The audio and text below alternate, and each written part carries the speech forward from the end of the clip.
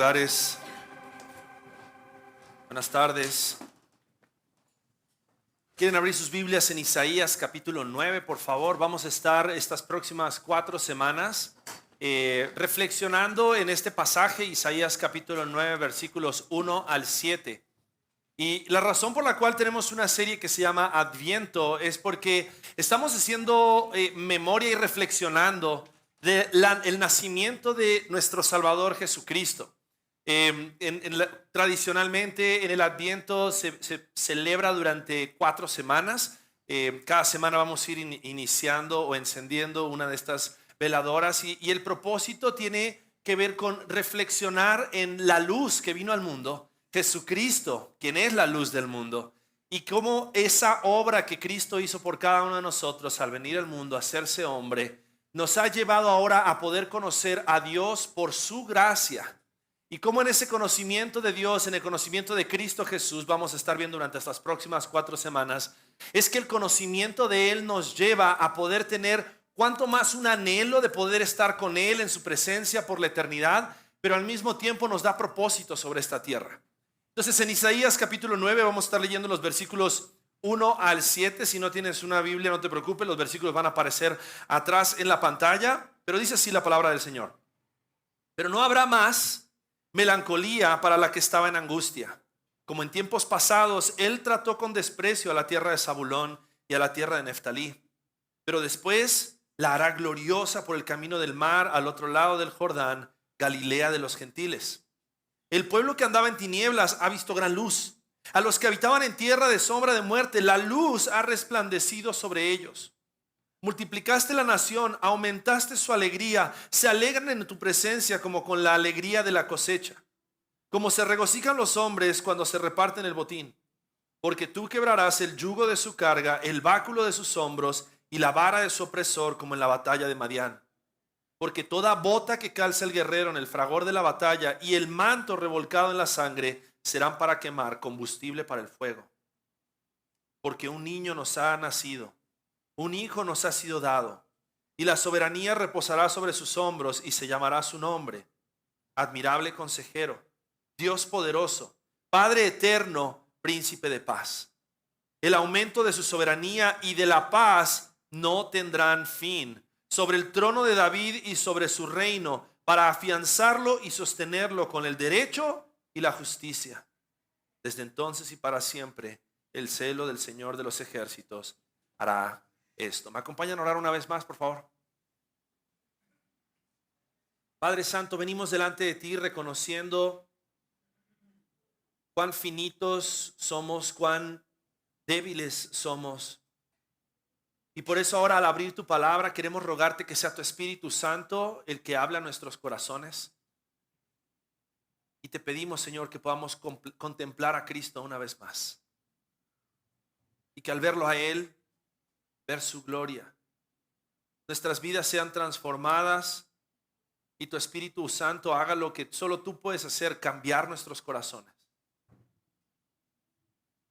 Te ruego, Señor, que sean tus palabras, no las mías, que sean tus pensamientos, no los míos, porque queremos escuchar tu voz. Lo pedimos en el nombre de Cristo Jesús. Amén. Nos encontramos con este pasaje en Isaías capítulo 9, en un momento de la historia del pueblo de Israel bastante oscuro. El pueblo de Israel estaba en un momento en el cual ellos estaban siendo asediados por el gobierno o por el imperio asirio. Estamos hablando de que esta profecía llegó al pueblo de Israel aproximadamente 800 años antes del nacimiento de Cristo. Y cuando ellos reciben esta profecía acerca de que vendría el príncipe de paz, que vendría la restauración para Israel, que ellos podían llegar a tener esperanza, ellos estaban viviendo uno de los momentos más oscuros de su vida. Sin esperanza, siendo llevados cautivos por una nación perversa y al mismo tiempo tratando de confiar en las promesas y en el pacto de Dios para con el pueblo de Israel, el pacto que Dios le había dado a David de que su trono permanecería, parecía que en este momento estaba en juego. Y es en ese momento que Isaías da esta palabra profética para el pueblo, pero el pueblo no estaba sufriendo solamente porque a Dios le pareció que el pueblo debía sufrir, sino que el pueblo estaba sufriendo las consecuencias de su rebeldía, las consecuencias de su idolatría, las consecuencias de su pecado. Ellos estaban en un momento en el cual ellos estaban viendo por delante lo que venía para ellos. Y dice el pasaje en el versículo 1 que su sentir era melancolía. Dice, pero no habrá más melancolía para la que estaba en angustia, como en tiempos pasados. Él trató con desprecio a la tierra de Zabulón y a la tierra de Neftalí. Fíjate cómo se sentían ellos en este momento, melancólicos, angustiados, y se sentían que Dios los había despreciado. La presencia de Dios había dejado al pueblo de Israel experimentar las consecuencias de su pecado. Y entonces aquello de lo cual ellos se sentían seguros, porque el hecho de saber que la presencia de Dios estaba en el templo, y el hecho de saber de que ellos ofrecían sacrificios y recibían el perdón, la expiación por sus pecados, a ellos les daba mucha tranquilidad. Pero de repente eso desaparece, y entonces aquello en lo cual estaba puesto su confianza, pero que ellos habían despreciado a causa de su idolatría, a causa de su rebeldía, ahora ellos se encontraban en un momento donde ellos iban a tener que experimentar el exilio, la esclavitud por parte de los asirios. Y es entonces en ese sentir que Isaías les da una palabra de esperanza y les dice, pero después, esta nación que ha experimentado melancolía, angustia y desprecio, en el versículo 1 dice, pero después el Señor la hará gloriosa por el camino al otro lado del Jordán, Galilea de los gentiles. Y déjame decirte algo. Muchas veces, así como el pueblo de Israel, tenemos que experimentar el sufrimiento y la angustia a causa del pecado en nosotros. Pero Dios siempre cumple sus promesas y Él siempre cumple sus pactos. Y porque Dios es un Dios misericordioso, Él aplicó esa misericordia al pueblo de Israel, y el pueblo de Israel iba a experimentar la restauración de Dios. Pero de la misma manera nosotros podemos tener la esperanza de que en el Mesías, porque este pasaje está hablando acerca de la venida del Mesías, la venida de Jesucristo. En el Mesías nosotros podemos tener esperanza de su misericordia y su restauración, no para que se hable bien de nosotros, sino para que se hable bien de la gloria de Dios. Porque todo lo que Dios hace es para su gloria. Y en este momento, a este pueblo que no le había dado gloria a Dios, Dios los tiene que llevar a la cautividad para que después ellos en su arrepentimiento glorifiquen a Dios, pero al mismo tiempo los demás pueblos, las demás naciones sepan que Jehová es un Dios glorioso. Es un Dios con el cual no se juega. Y entonces es ahí en medio que Jesús es anunciado en este pasaje. Y lo primero que vemos en los versículos 2 al 5, vemos que es la obra de restauración que en la venida del Mesías Dios iba a hacer en su pueblo. Versículo 2 dice que el pueblo que andaba en tinieblas ha visto gran luz. Fíjate que no dice verá gran luz, sino que dice ha visto gran luz. Isaías estaba proféticamente no solamente anunciando el cumplimiento, sino que en Cristo todas las cosas se cumplen, y él podía asegurar que el pueblo de Israel ha visto la luz. Y dice, el pueblo que andaba en tinieblas ha visto gran luz, y a los que habitaban en tierra de sombra de muerte, la luz ha resplandecido sobre ellos. Imagínate. Ellos en ese momento ya no veían la luz al final del túnel. Ellos estaban siendo asediados por un imperio opresor. Estaban siendo llevados esclavos, estaban escuchando de los demás tribus que ya estaban siendo llevadas cautivas, y de repente Isaías les dice, ustedes han visto la luz. Yo creo que más de uno habrá dicho, Isaías, yo no veo luz, yo veo tinieblas y tengo miedo. Me siento atemorizado a causa de lo que se viene. Y entonces en medio de ese temor, Isaías anuncia luz en las tinieblas.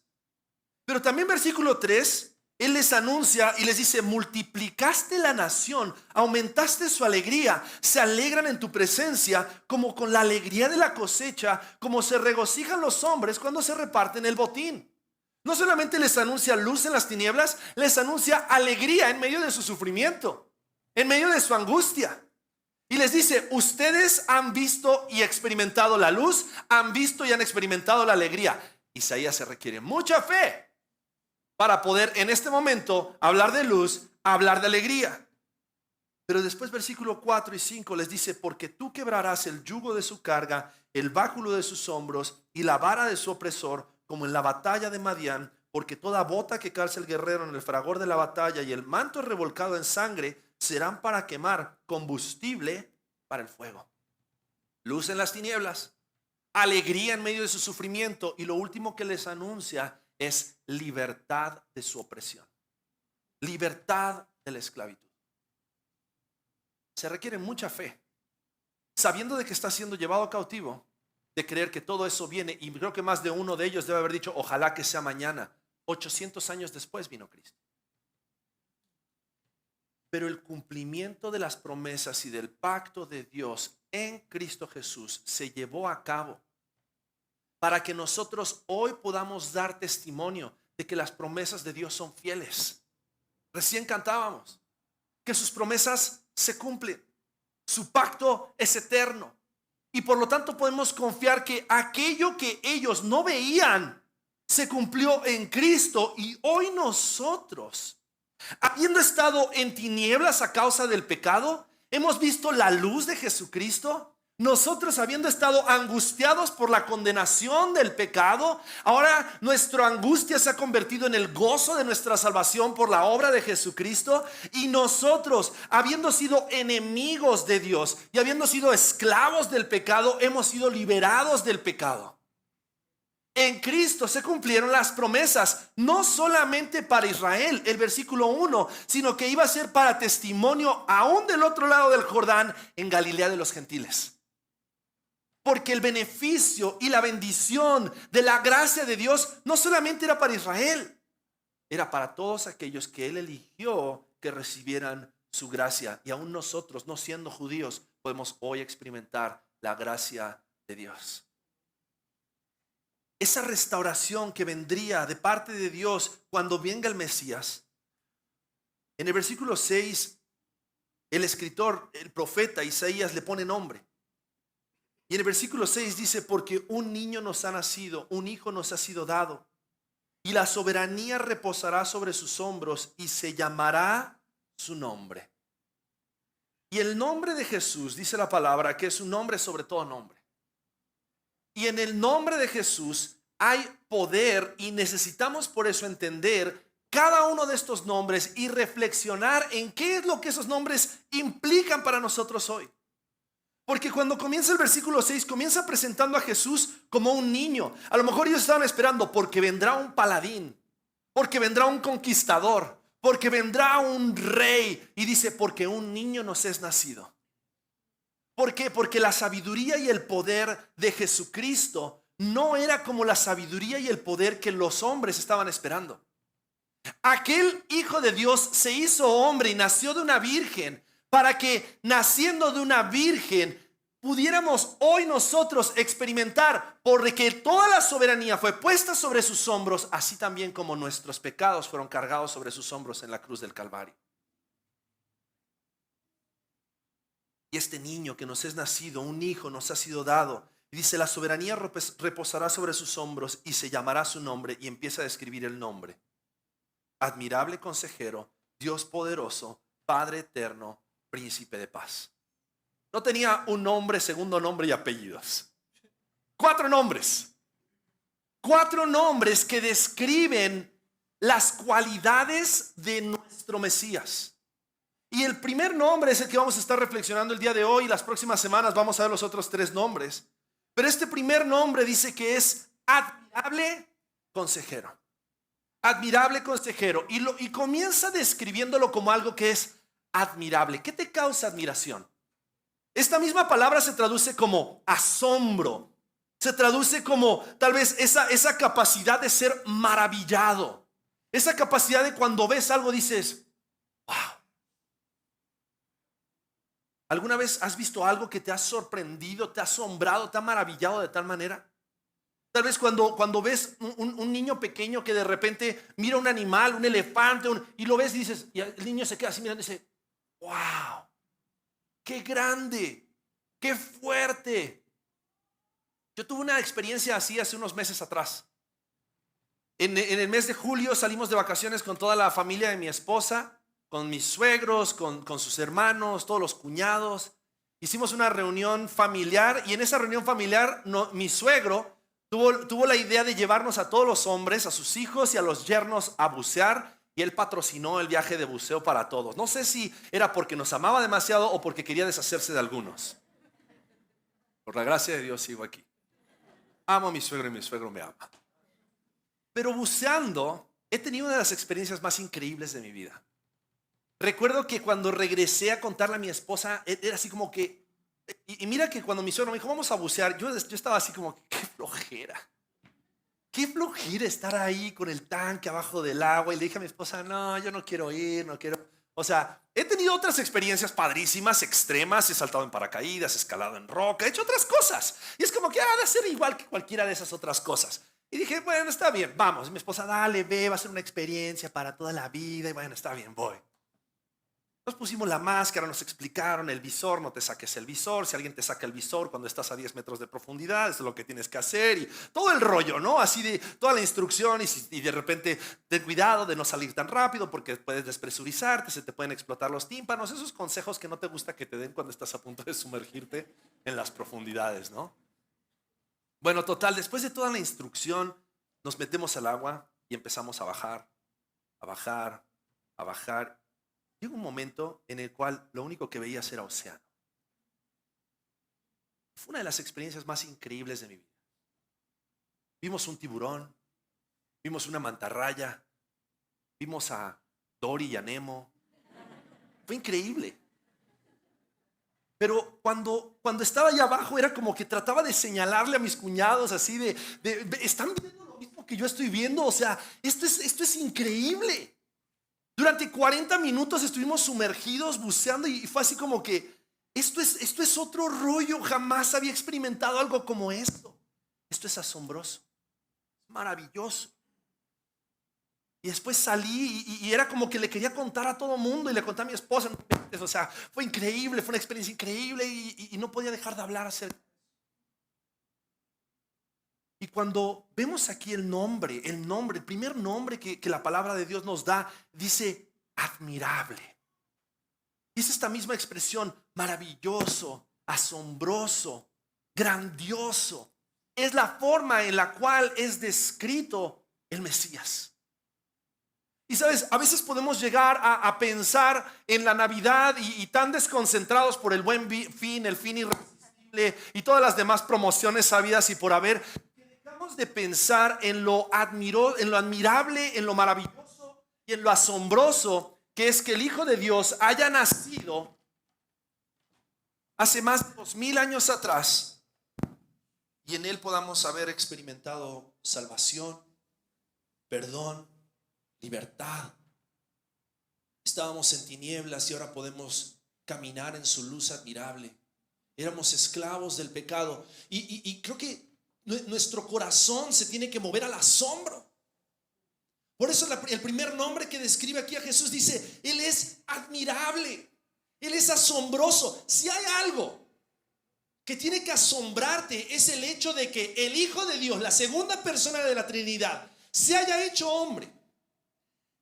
Por la obra del Espíritu Santo naciera de una virgen. ¿Eso no es asombroso? Es increíble. Que a los 12 años los líderes religiosos estuvieran sorprendidos por cómo él hablaba acerca de las escrituras. Es asombroso, es increíble.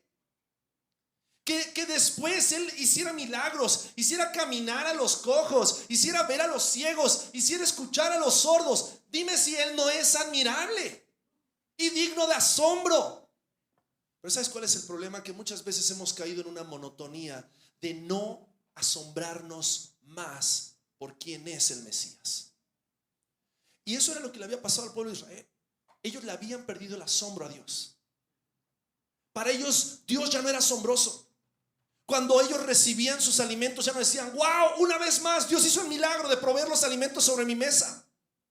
Wow, una vez más Dios me dio aliento de vida y puedo abrir los ojos una mañana más. Ellos habían perdido el asombro de la gracia de Dios. Ellos habían perdido el asombro de Dios. Y por eso Isaías los quiere hacer volver a decir: ¿sabes qué? Tu Dios, mi Dios, es un Dios asombroso y Él va a cumplir sus promesas. No dejes de perder, no dejes de vista el asombro. Porque si nosotros dejamos de asombrarnos, entonces dejamos de amar aquello que es tan precioso. Y la razón por la cual creo que podemos ver esta capacidad, esta cualidad de asombro, de que nosotros debemos de vivir asombrados o maravillados de nuestro gran Salvador, es porque cuando nosotros vivimos asombrados y maravillados de nuestro gran Salvador, eso nos llevará a anhelar conocerlo más y ser guiados por su consejo sabio. Por eso dice: Él es un asombroso consejero. Él no es cualquier consejero. Él no es tu comadre con la cual le vas a preguntar consejo acerca de qué hacer. Él es el Señor creador de todas las cosas. Toda la sabiduría proviene de Él. Por lo tanto dice: Él es asombroso. Y si nosotros nos maravillamos de nuestro Salvador, eso nos va a llevar tres cosas que quiero que veamos esta mañana. Si nosotros nos maravillamos de quién es nuestro Salvador, eso nos va a llevar a honrarle por quien Él es, aun cuando Él no hace lo que nosotros esperamos. Nos va a llevar a honrarle por el hecho de saber: Él es asombroso, haga o no haga lo que yo necesito que Él haga. Él es asombroso, haga o no haga lo que yo espero que Él haga. Por lo tanto, si tú recibes o no recibes el milagro que estás esperando, por lo tanto, si tú no recibes o no recibes el empleo que estás buscando, tú sabes que Dios es asombroso por sí mismo. Y nuestra capacidad de asombro no tiene que depender de las experiencias sobrenaturales que tengamos con Dios, sino que nuestra capacidad de asombro tiene que estar en el hecho de que Dios se hizo hombre. Y siendo hombre fue obediente hasta la muerte y muerte de cruz, con tal de que tú y yo podamos experimentar salvación y que su gloria sea conocida por todos los hombres. ¿No es razón suficiente para que estemos asombrados por Él? ¿No es razón suficiente para que le glorifiquemos? Y me encanta porque esta figura del niño que nos es nacido, siendo un niño, una figura tan vulnerable, al mismo tiempo es el niño sobre el cual la soberanía de Dios, la autoridad de Dios ha sido puesta sobre él. Y ese niño en Jesús es en quien nosotros podemos también hoy confiar. Porque Jesús es el Hijo de Dios que dio su vida para que nosotros podamos experimentar la luz en medio de las tinieblas, la alegría en medio del sufrimiento, la libertad de la esclavitud del pecado. Es en Jesús. Por lo tanto, el maravillarnos de nuestro Salvador nos llevará a honrarle por quien Él es, pero también el maravillarnos de nuestro Salvador nos llevará a desear conocerle más. Cuando algo te asombra, cuando algo te cautiva, ¿qué quieres hacer? ¿Quieres saber más acerca de eso? Me ha pasado cuando de repente en la práctica de algún deporte veo cómo ese deporte es apasionante. A mí me encanta la práctica del CrossFit, y es como que cuando la primera vez que fui al CrossFit fue así como que no inventes. Están todos bien fuertes, están todos súper ágiles, o sea, están dándole durísimo. Yo así de levantando la barra y estaba muriendo, pero dije, yo quiero llegar a ser, así. Yo quiero poder tener esa capacidad de poder levantar esos pesos, y estaba asombrado de ver a estas personas. Y yo decía, yo quiero ser. ¿Sabes? Cuando somos maravillados por quien es Cristo, esa capacidad de asombro nos va a llevar a querer conocerle más a Él y ser más como Él. Y el conocimiento de Jesucristo nos va a llevar a ser transformados por Él. Y me encanta porque ni siquiera el ser transformados por Él depende de nosotros. Juan capítulo 14, versículos 15 al 18, Jesús habla con sus discípulos cuando ellos estaban todos agüitados porque Él les dice de que Él iba a tener que irse y morir y ir al cielo y preparar lugar para ellos. Y después versículo 15 les dice: si ustedes me aman, guardarán mis mandamientos, y entonces yo rogaré al Padre y les daré otro consolador para que esté con ustedes para siempre. Es decir, el Espíritu de verdad, a quien el mundo no puede recibir porque ni lo ve ni lo conoce, pero ustedes sí lo conocen porque mora con ustedes y estará en ustedes. Y no los dejaré huérfanos, vendré a ustedes. Versículo 25. Estas cosas les he dicho estando con ustedes. Pero el Consolador, el Espíritu Santo, a quien el Padre enviará en mi nombre, Él les enseñará todas las cosas y les recordará todo lo que yo les he dicho. Sabes, esta palabra consolador, la palabra, el nombre con el cual está describiendo al Espíritu Santo, en el original es la palabra paracletos, que significa uno que está puesto junto a ti para acompañarte y enseñarte. Y la palabra de Dios dice que es el Espíritu Santo el que nos enseña y nos recuerda quién es Jesús, para que en esa enseñanza y recordatorio de quién es Jesús, tú y yo seamos cada vez transformados más conforme a la imagen de Jesucristo, y el varón perfecto, Cristo Jesús, sea formado en nosotros a la medida que le conocemos más, a la medida que anhelamos pasar más tiempo con Él, a la medida que vemos que otros están creciendo y que otros están más fuertes y que otros están más ágiles en la fe, y que queramos ser parte de esa comunidad de fe para que juntos podamos crecer en el Evangelio, crecer en nuestra fe y que Cristo crezca en nosotros. Pero todo eso viene como resultado de maravillarnos. No de la monotonía de la vida cristiana, sino de maravillarnos que Dios en su gracia se haya hecho hombre y ese admirable consejero sea nuestro Mesías, a quien nosotros admiramos, de quien nosotros nos maravillamos, pero a quien nosotros queremos glorificar, a quien nosotros queremos conocer más. Y por último, el maravillarnos de nuestro Salvador nos llevará a someternos a su consejo sabio. ¿Sabes? La sabiduría de Dios no es la misma que la sabiduría de los hombres. Y sabes, puedes ver si una persona es sabia por cómo esa persona obra, por cómo esa persona actúa. Sabiduría es conocimiento aplicado. Una persona que tiene mucho conocimiento no necesariamente es una persona sabia, porque tú puedes conocer mucho acerca de Dios, pero si tú no aplicas y pones por obra todo ese conocimiento, eres una persona necia. Pero un sabio es aquel que está dispuesto a someterse al consejo sabio. El mismo consejo que Dios le dio al pueblo de Israel y que el pueblo de Israel rechazó, es el mismo consejo que Dios hoy nos da a ti y a mí cuando nos llama a amar al Señor nuestro Dios y amar a nuestro prójimo. Cuando Él nos llama a obedecerle solamente a Él y guardar sus mandamientos. Y es por eso que una persona que está maravillada de quién es su Salvador no va a estar buscando consejo por otro lado si no proviene de parte de Dios. Y esa persona se va a someter en obediencia a quien es Cristo.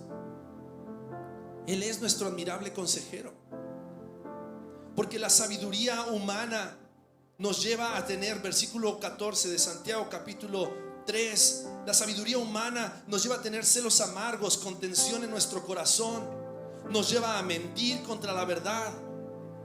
Pero la sabiduría divina, vemos en el versículo 17, es primeramente pura, pacífica, amable, benigna, llena de misericordia y de buenos frutos, sin incertidumbre ni hipocresía. Y sabes, a mí me encantaría pensar de que todos nosotros queremos ser guiados por el consejo sabio, queremos ser guiados por este admirable, asombroso consejero, porque Él es el único que tiene la capacidad de restaurar nuestras vidas de tinieblas a luz, de sufrimiento a alegría, de esclavitud a libertad, para que nuestras vidas sean un testimonio a todos los hombres de que Jesucristo es el Hijo de Dios, el único que salva. Por eso celebramos la Navidad. Celebramos la Navidad sabiendo y pensando de que ninguno de nosotros merecía recibir el regalo de la salvación, pero en Cristo Jesús hemos recibido por gracia el perdón de nuestros pecados. Y hemos recibido por gracia ese consejo asombroso, que si creemos en el Hijo de Dios, seremos salvos. Esa es la palabra del Señor, y es lo que podemos hoy darnos cuenta en este pasaje, que el admirable consejero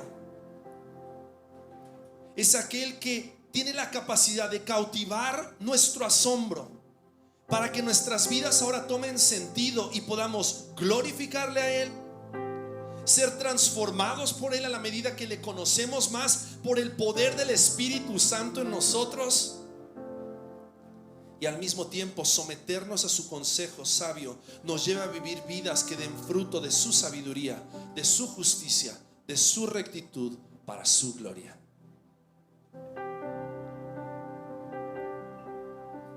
¿Qué celebras esta Navidad?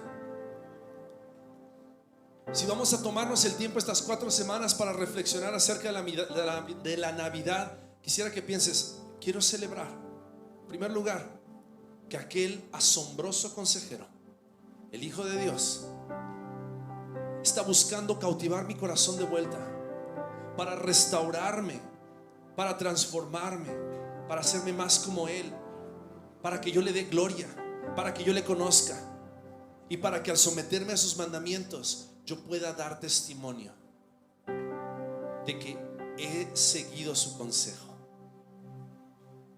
de que mi vida no es la misma, de que he encontrado salvación, de que estoy siendo transformado para su gloria y para su honra. 3 preguntas que te ayudarán a conocer si realmente has creído en el consejo de Dios. ¿Busco agradar a Dios con lo que hago, pienso y digo, o busco mi propia gloria? ¿Estoy dispuesto a reconocer mi necesidad de ayuda, mi necesidad de un Salvador? ¿Estoy dispuesto a reconocer mis errores y reconocer que tal vez he seguido mi propio corazón, como Proverbios capítulo 3 versículo 5? He buscado y me he apoyado en mi propia prudencia en lugar de reconocerlo a Él en todos mis caminos. Él es el admirable consejero, y en su consejo sabio Él nos llama de vuelta a creer que en Él podemos ser asombrados por lo grandioso que Él es, y ni hablar lo que Él puede hacer en nuestras vidas. Te invito a que cierres tus ojos.